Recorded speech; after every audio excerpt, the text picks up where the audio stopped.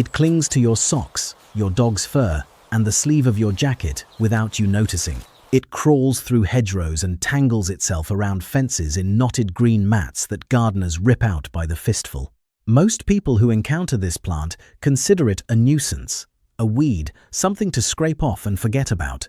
What nobody knew, for most of modern history at least, was that this clingy, sticky, seemingly worthless plant had been quietly saving lives for thousands of years. Ancient physicians prescribed it. Medieval healers smeared it on infected wounds.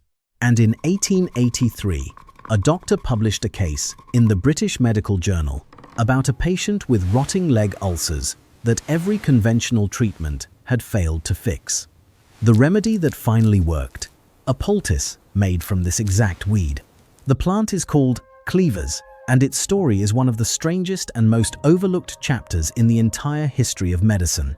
But this story doesn't start with infections or medieval apothecaries. It starts with something much older, something that predates written language itself. Archaeologists working at Neolithic settlement sites across Europe have found cleavers, seeds, buried in the soil layers of ancient human dwellings. These aren't random deposits blown in by the wind. The seeds appear in concentrations that suggest early humans were deliberately gathering this plant, possibly eating the young shoots as a spring vegetable, possibly using the stems for other purposes entirely. We're talking about a time period stretching back roughly 5,000 years before the first Egyptian pyramid was built. And the reason people kept coming back to this particular weed has everything to do with the tiny hooked hairs that cover its stems, leaves, and seed pods. Each hair curves backward like a miniature grappling hook, allowing the plant to latch onto animal fur, woven fabric, and even other plants as it scrambles upward towards sunlight. The stems themselves are weak and square-shaped, unable to support the plant's own weight, so cleavers evolved a different strategy. Instead of standing tall on its own, it grabs onto everything around it and climbs. Ancient Greek shepherds figured out something clever about this clinging ability. They discovered that if you mat enough cleavers' stems together, the interlocking hooks create a natural mesh, a kind of rough sieve, and they started using these handmade cleavers filters to strain milk. The plant's Latin name, Gallium, actually comes from the Greek word for milk, a direct reference to this practice. And here's the wild part. In certain parts of Sweden, dairy farmers were still straining milk through cleavers stems well into the 20th century. A technique invented in ancient Greece, surviving for over 2,000 years because it simply worked. This is where the story takes a turn nobody expected. Around the 1st century, a Greek physician named Dioscorides began compiling one of the most influential medical texts in human history. His work, De Materia Medica, catalogued hundreds of plants and their medicinal properties, and it would remain the go-to reference for doctors across Europe, North Africa, and the Middle East for the next 1,500 years. Among the plants Dioscorides documented was Gallium aperine, cleavers. He prescribed it for weariness and fatigue, but he also noted something more significant. The plant appeared to reduce swelling and improve certain skin conditions when applied as a poultice or taken as a drink. Dioscorides was not the only Roman-era thinker who noticed what cleavers could do.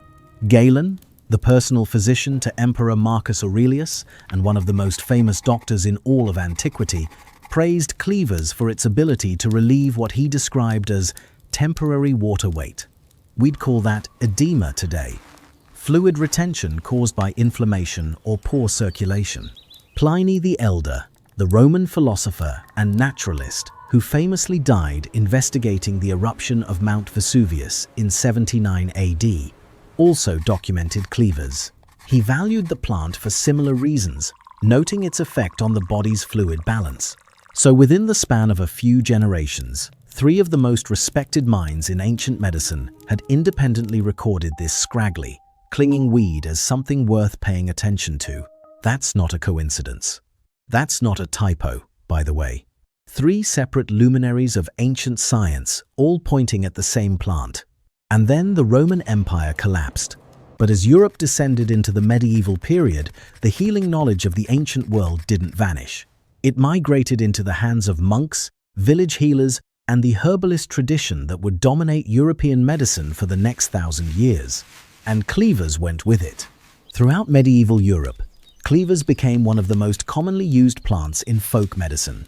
Herbalists prescribed it for an astonishing range of conditions: urinary tract infections, swollen lymph glands, skin ulcers that wouldn't close, fevers, even certain tumors and growths beneath the skin. The plant was typically gathered fresh in early spring, when its young shoots first appeared, and either pressed into juice, brewed into tea, or mashed into a thick poultice that was applied directly to wounds and infected skin.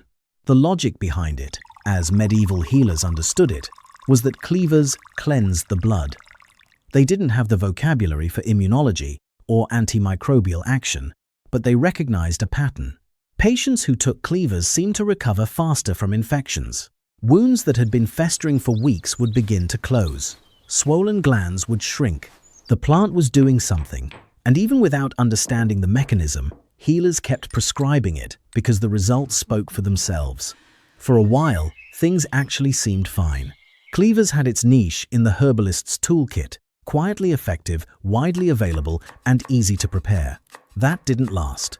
By the 1600s, the practice of herbal medicine in England was undergoing a revolution, and at the center of it stood one of the most controversial figures in the history of British medicine. Nicholas Culpeper was born in 1616, studied at Cambridge, and then abandoned conventional medical training to become an apothecary in Spitalfields, London. He was brilliant, stubborn, and deeply committed to making medicine accessible to ordinary people. His masterwork, The Complete Herbal, published in 1653, catalogued hundreds of plants and their uses, written in plain English so that anyone could understand it, not just Latin-educated physicians. Culpeper documented cleavers extensively. He recommended it for earaches, for what he called colds of the head, and as a general tonic. He also noted something that aligned with what Dioscorides had written 1,500 years earlier, that the plant could reduce swelling and improve skin conditions. Culpeper tied his herbal prescriptions to astrology, assigning each plant a ruling planet, which made establishment physicians furious. But his book became one of the most widely read medical texts in the English-speaking world, and it remained in print for centuries. Cleavers, thanks to Culpeper, became a household name in English folk medicine. The real question is what happened behind closed doors of herbalists' workshops across the rest of the world. Because while European physicians were debating cleavers in Latin treatises and astrological charts, the same plant was being used by healers on the other side of the globe, completely independently. In China, cleavers was known as Chu Yang Yang.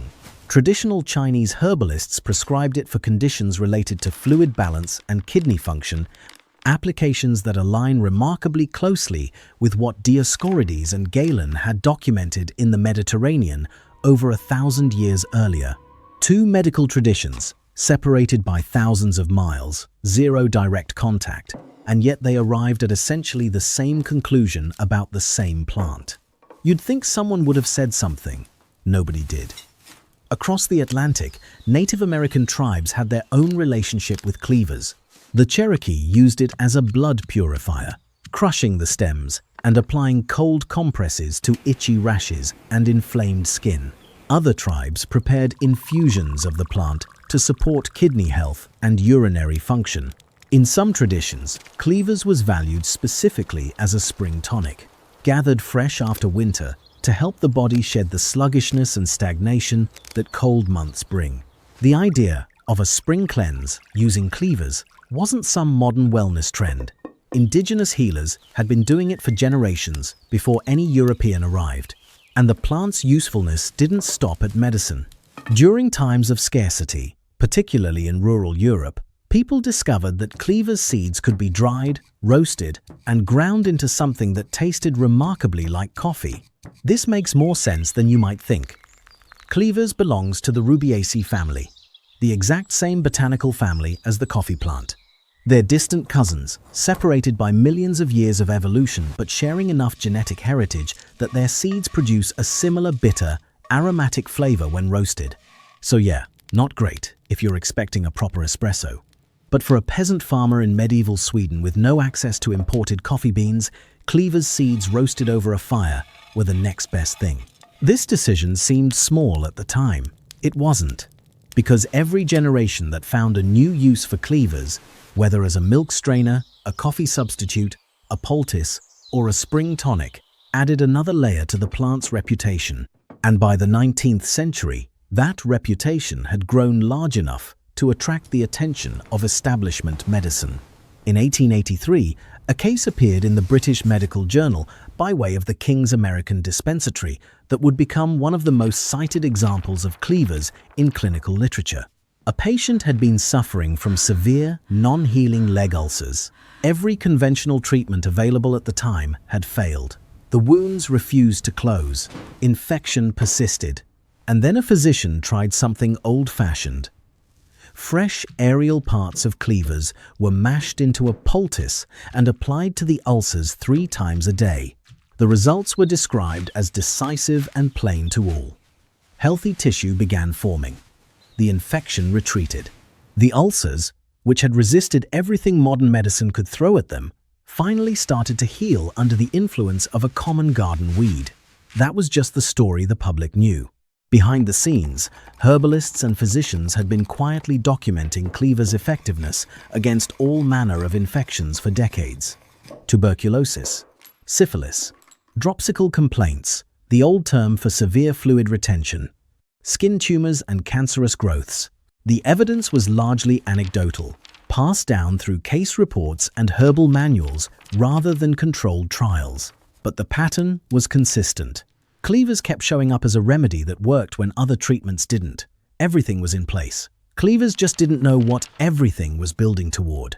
The 20th century brought antibiotics, and with them, the near-total eclipse of herbal medicine in the Western world. Penicillin, discovered in 1928, offered something that no plant extract could match at the time: a standardized, mass-producible, scientifically validated weapon against bacterial infection. Herbal remedies, including Cleavers, were pushed to the margins, dismissed as folk superstition, relegated to the dusty shelves of old apothecary shops and the memories of aging village healers. For decades, almost nobody in mainstream science bothered to investigate why Cleavers had worked so well for so long. The plant that 3 ancient physicians had praised, that Culpeper had championed, that Cherokee healers and Chinese herbalists had independently relied upon, was essentially forgotten by the medical establishment. Then researchers in Germany, Poland, and the United Kingdom began publishing findings that would have made Dioscorides smile. Modern chemical analysis revealed that Cleavers contains a complex cocktail of bioactive compounds, iridoid glycosides, including asparuloside and orcubin, which have documented anti-inflammatory properties, flavonoids like quercetin, luteolin, and camphorol, all of which are antioxidants that help protect cells from damage. Tannins, including gallotannins and elagitannins, which have astringent and antimicrobial effects. Coumarins like umbelliferone and scopoletin, and polysaccharides in the aerial parts of the plant that appear to modulate the immune system, which, looking back, was either incredibly brave or incredibly stupid on the part of the medical establishment to have ignored for so long. Because what these compounds do, collectively, is exactly what folk healers had been describing for centuries. They reduce inflammation. They fight infection. They support the lymphatic system in draining waste and toxins from the body. They help wounds heal. A study published through the National Center for Biotechnology Information analyzed ethanolic extracts of Cleavers at 3 different concentrations and found significant immunomodulatory activity. The extracts stimulated immune cells in ways that support the body's natural defense mechanisms. Another study tested methanolic extracts of Cleavers against human breast cancer cells and found that the extract induced cell death in cancer cells, specifically in triple-negative breast cancer cells through apoptosis, and in estrogen receptor-positive cancer cells through necrosis. The crucial finding was that the extract targeted cancer cells while sparing normal, healthy breast tissue. The clock was already ticking. Cleavers just couldn't hear it yet. Because for all the promising laboratory results, there remains a glaring gap. As of today, there are essentially 0 human clinical trials on cleavers. Every piece of modern scientific evidence comes from cell cultures in laboratories and animal models. Researchers have described it as a forgotten herb, one with centuries of consistent traditional use and a growing body of preclinical evidence, but without the large-scale human studies needed to validate it in the eyes of mainstream medicine. A German study in 1982 measured a 12% increase in urine output among subjects who consumed Cleavers extract compared to a placebo. A small pilot study with 20 participants using a 5% Cleavers ointment reported a 40% reduction in itch intensity for skin conditions. These are not the kinds of massive, double-blind, peer-reviewed trials that change medical textbooks, but they're consistent with a pattern that stretches back thousands of years. And there's one more detail about Cleavers that deserves attention, because it connects the plant's biology to something far more recent. Those tiny hooked hairs covering the stems and seed pods, the ones that let Cleavers latch onto clothing and animal fur, are one of the most elegant examples of biomimicry in the natural world. The principle behind them, a surface of tiny hooks gripping onto a surface of tiny loops, is essentially the same mechanism that powers hook and loop fasteners. While the burdock burr is officially credited as the primary inspiration for the invention patented by Swiss engineer George de Mestral in 1955, Cleavers shares the same fundamental design. Both plants solve the same evolutionary problem the same way.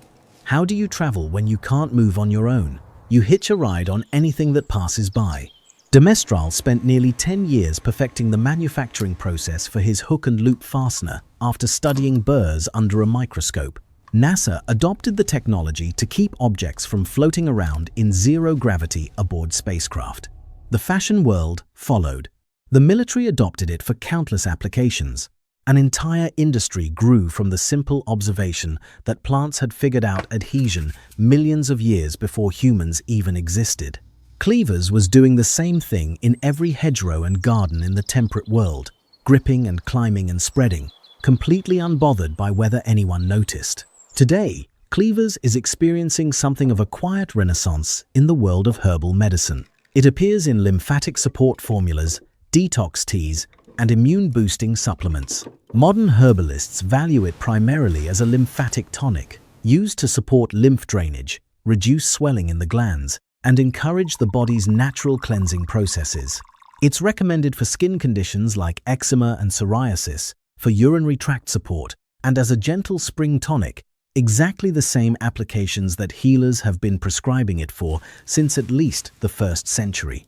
The plant grows wild across Europe, North America, and parts of Asia. It thrives in disturbed soil, nitrogen-rich meadows, woodland edges, and hedgerows. It appears every spring, spreads aggressively, and most people pull it out and throw it away without a second thought. A weed to nearly everyone. A pharmacy to those who know its history. Cleavers has spent thousands of years clinging to everything it touches. It clung to the legs of Neolithic foragers. It clung to the robes of Greek physicians. It clung to the aprons of medieval herbalists and the buckskin of Cherokee healers. It clung to the pages of Culpeper's Herbal and the case reports of 19th century doctors. And now, slowly, it's clinging to the attention of modern science. What survived all those centuries isn't just a plant. It's a continuous thread of human knowledge, passed from hand to hand across cultures and continents, each generation adding what they learned before passing it on. Cleavers endured because the people who used it kept telling each other that it worked, and the plant itself kept showing up, year after year, in every hedgerow and garden path, as if waiting to be noticed again. If stories like this fascinate you, subscribe. I cover the hidden histories behind the plants, remedies, and overlooked discoveries that shape the world. Click the video on screen to keep going.